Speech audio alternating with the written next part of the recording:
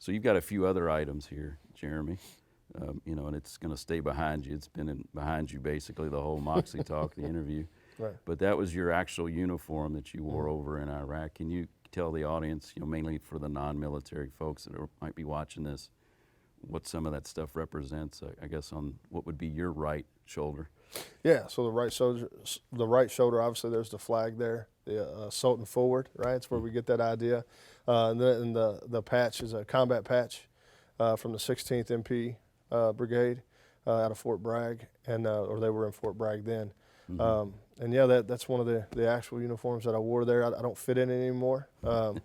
That's a whole nother story. But yeah, I can't fit in my wedding thing either. Yeah. It's just what happens to us, man. That's you know? right. That's right. It just seems to keep doing that, right? Yeah, but I keep it around. It's just something that I'll visit every so often. I just never want to forget what started the journey, right? And I'm very proud of my service. I really love serving this country. I really love this country. I didn't do it for the college money or anything like that. I did it just because it needs to be done, and I love this country. So I visit that stash of old uniforms every now and then just for nostalgic reasons, you know, and just to remember, you know. So.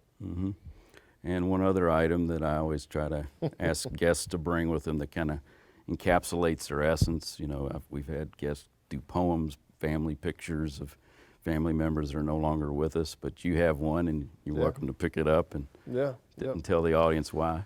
Yeah, so it's what I call, you know, I know sometimes you'll hear people say there's no instruction manual on life, right? But I beg to differ. This is the Holy Bible, and I tell you, man, the words of God in this Bible has changed the direction of my life. And the reason why I know it's only because of that is because I tried every other thing that I could possibly imagine and failed miserably, and rightfully so. And so when I started doing it this way, the way that it's prescribed in here, things started going a different path, and I started to become a different man, a better father, a better leader, and the desire to serve something bigger than myself. And so I'm forever indebted to these words, and just thankful that we have a God like that to serve.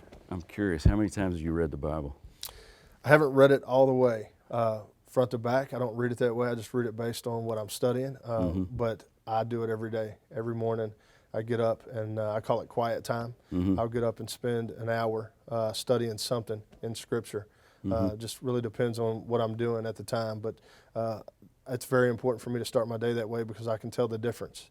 And I want to make sure that the audience understands that it doesn't make my day any easier than anybody else's, but it just helps me understand where to go, right, and how to fight against the things that come up during the day and recognize that I'm not in control.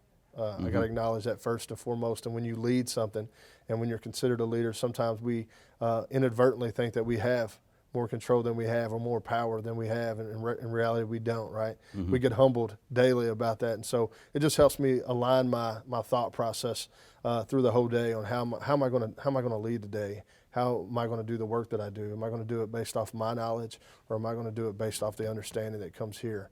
And we know which one's going to be right, and so then it just kind of gets me in the right path, right? It gets me to where I know what to do for the day. So I love that. Yeah. Now, you don't have to quote it, but do you have a favorite scripture or verse in there, one that just really resonates with you?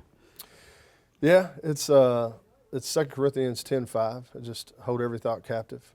You know, I feel like that's something that's hard to do, especially in these times. But I always use the illustration that if we can catch it right here, then it never gets right here.